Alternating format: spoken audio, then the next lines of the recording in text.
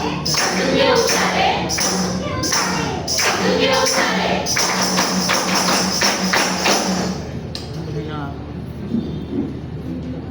हो मंडळी, ऐकताय ना?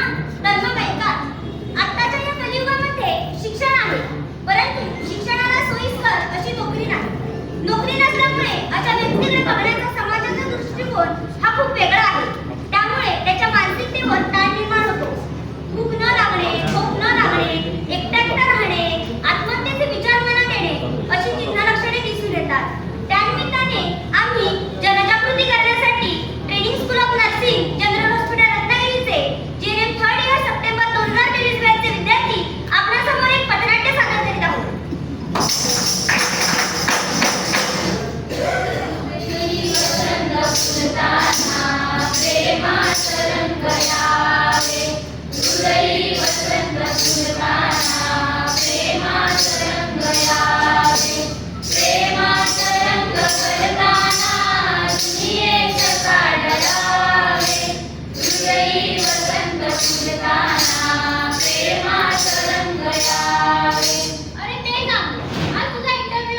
हो, मला या नोकरीची खूप गरज आहे.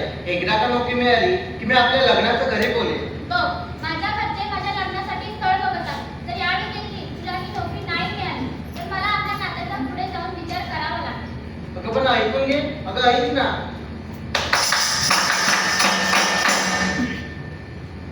चला तर मंडळी, यश आला आहे इंटरव्ह्यूसाठी. पाहूया तिथे त्याची निवड होते का ती. मॅडम आज येऊ? हो या ना.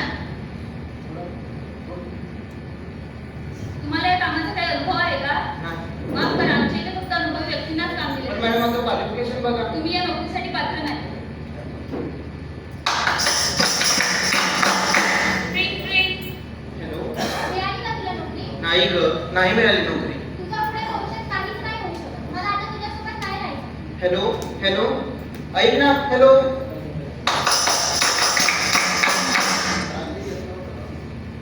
आई जेवायला बघा. आलास? आज तरी काय झालं की नाही नोकरी तुझ्या? नाही ग, नाही मिळाली नोकरी. किती दिवस त्या कामासाठी वटवट फिरतोयस? तुझ्या वयाची मुलं मग त्यांना नोकरी हो करून लग्न करून त्यांना मुलं पण झाली तरी तू तसाच. अगं पण आई माझे प्रयत्न चालू आहे. अजून किती दिवस आई बाबाच्या जीवावर जगणार आहेस? मला कोणी समजून घेत नाही. आई वडील तर नाही, पण मित्राकडे तर मला मोकळं करतो.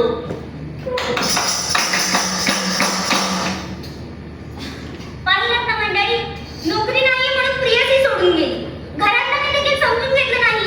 आता यश आला आहे आपल्या मित्रांकडे. पाहूया ते तरी समजून घेतात का ते. अरे ते यशचा इंटरव्ह्यू होता ना? हो ते पुढे काय तरी तसं. काय बाबा भेटली का नोकरी? अरे आई बाबा जमले, आता तू सुरू. अरे पण झालं तरी काय? अरे इंटरव्ह्यूला गेलो होतो पण रिजेक्शन मिळालं. अरे मी तर तुला नेहमीच आहे. नाव फक्त येत आहे. रस्ते तुला मिळतच नाही. अरे घरातले तर बोलतात तुम्ही ते सोडा. बरं ते जाऊ दे. स्वप्न सुंदरचं काय झालं अरे तुझ्या? काय विचारतोस तू पण? ज्याला नाही नोकरी त्याच्यासोबत कशी राहणार सुखी? अरे मला नाही याच्या परिस्थितीवर एक गाणं कोणतं बरं? जग सुना सुना लागे, जग सुना सुना लागे, कोई रहे ना जब अपना. जग सुना सुना लागे, जग सुना सुना लागे, कोई रहे ना जब अपना.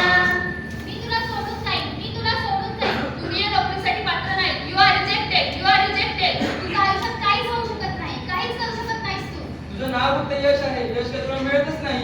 याच्यात किती असते तर कधी जीव दिला असता, जीव दिला असता, जीव. वहिनी, ओ वहिनी, काय बोलताय वहिनी? हे घ्या पेढे, माझ्या मुलाला नोकरी लागली. अभिनंदन. आणि तुमचा पण मुलगा गेला होता ना इंटरव्ह्यू साठी? हो गेलेला, पण ते नोकरीचं झालं नाही. ते बरं जाऊ दे, मी चालले, मला पेढे वाटायचे. बघितलंस बाबू, त्या बाजूला संकेतला पण नोकरी मिळाली. तो तुझ्यापेक्षा लहान आहे. अगं पण आई माझे प्रयत्न चालू आहेत. कसले टोपल्याचे प्रयत्न करतोस?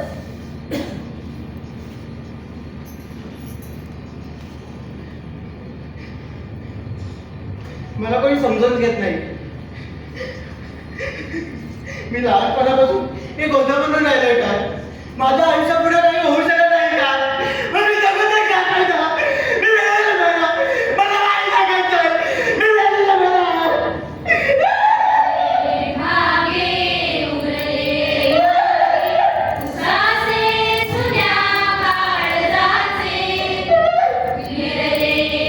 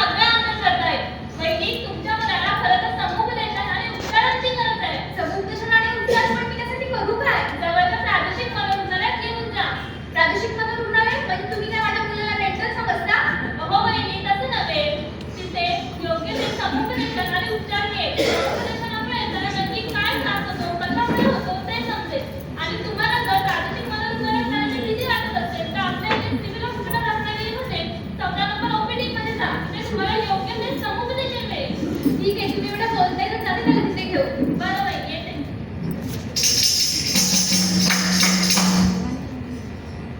पाहिलात ना मंडळी, नोकरी नाही म्हणून प्रियसी सोडून गेली. घरात तिने काही समजून घेतलं नाही. अहो मित्रांनी तर त्याची चेष्टाच केली. आता यशची आई घेऊन चालली आहे यशला जिल्हा शासकीय रुग्णालयात. पाहूया तिथे त्याला उपचार आणि समुपदेशन काय मिळतात ते.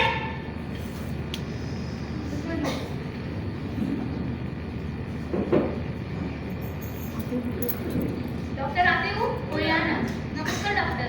नमस्कार. काय होतं याला?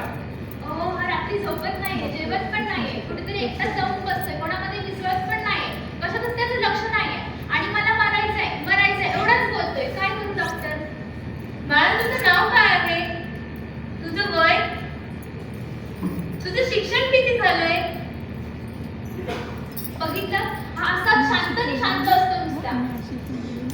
दोन लोक बोलतात ते तुझ्याबद्दल बोलतात असं वाटतं का? कोण वाईटावर आहे का? कोणी करणी केल्यासारखी वाटते का?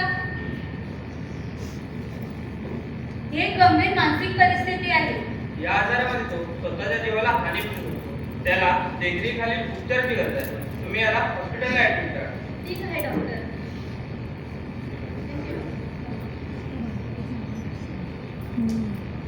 तर मंडळी, आत्महत्या म्हणजे नक्की काय? आत्महत्या म्हणजे जेव्हा लोक आपले जीवन संपवण्याच्या उद्देशाने स्वतःला हानी करतात आणि परिणामी त्यांचा मृत्यू होतो. आत्महत्येचे वर्तन हे खूप गुंतागुंतीचे आहे आणि त्याचे कोणतेही एक कारण नसून मनातील समस्यांशी लढत राहिल्यामुळे व त्या सोडवता न आल्यामुळे निराशा येते, असहाय्य वाटते आणि त्यामुळे आत्महत्येचे विचार मनात येतात. वाढता ताणतणाव, बदलती जीवनशैली व मनातील समस्या इतरांना न सांगता आल्यामुळे त्याचा परिणाम व्यक्तीच्या शारीरिक, मानसिक, सामाजिक परिस्थितीवर होत असतो. तसेच आत्महत्येचा विचार येणे म्हणजे कोणताही जादूटोणा किंवा दलित नव्हे, तर मेंदूमध्ये होणारे रासायनिक बदल, सामाजिक कौटुंबिक समस्या यामुळे येणारा ताण यामुळे येत असतात. तसेच त्यावरती उपचार आणि समुपदेशन घेतल्याने त्या विचारांवरती आपल्याला मात करता येते. यासाठी आपल्या प्रादेशिक मनोरुग्णालय रत्नागिरी, सिंधुदुर्ग, कोल्हापूर, सांगली येथील रुग्ण येऊन योग्य ते समुपदेशन व उपचार घेत आहेत. तसेच आपले जिल्हा शासकीय रुग्णालय रत्नागिरी येथे 14 नंबर ओपीडी आहे, जिथे DMHP म्हणजे डिस्ट्रिक्ट मेंटल हेल्थ प्रोग्राम या अंतर्गत योग्य ते समुपदेशन व उपचार दिले जात आहेत. येथे उपलब्ध असणाऱ्या सेवा म्हणजे बाह्य रुग्ण सेवा, अंतरुग्ण सेवा, मेमरी क्लिनिक, समुपदेशन, व्यावसायिक उपचार, त्याचबरोबर मनशक्ती केंद्र जे प्रत्येक PSC, RA, SDH त्याचबरोबर गावागावात उपलब्ध आहे. प्रत्येक वेळी हॉस्पिटलमध्ये ऍडमिट होण्याची गरज नाहीये, तर टेलिमनाचा एक टोल फ्री नंबर आहे, तो म्हणजे 14 416. यावर कॉल केल्यानंतर तुम्हाला घर बसल्या 24 तास योग्य ते समुपदेशन मिळते व तुमची वैयक्तिक माहिती देखील गुप्त ठेवली जाते. परंतु उपचार आणि समुपदेशन देणे हे तितकेच महत्त्वाचे आहे बरं का. आणि आपल्या इथे व्यावसायिक उपचार दिले जातात, ज्यामध्ये अशा रुग्णांना व्यावसायिक प्रशिक्षण दिले जाते, जेणेकरून ते येथून बाहेर पडल्यानंतर स्वतःचे एक स्वावलंबी जीवन जगू शकतील.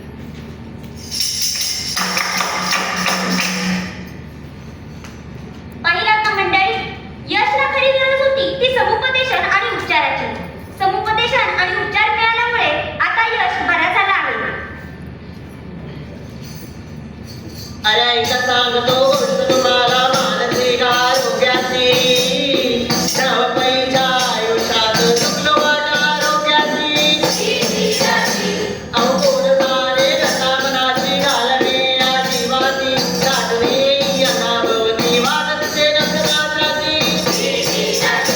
अहो असह्य वाटे जीवनी जेव्हा साध पुन्हा घालूनी कसली चिंता असेल जेव्हा साध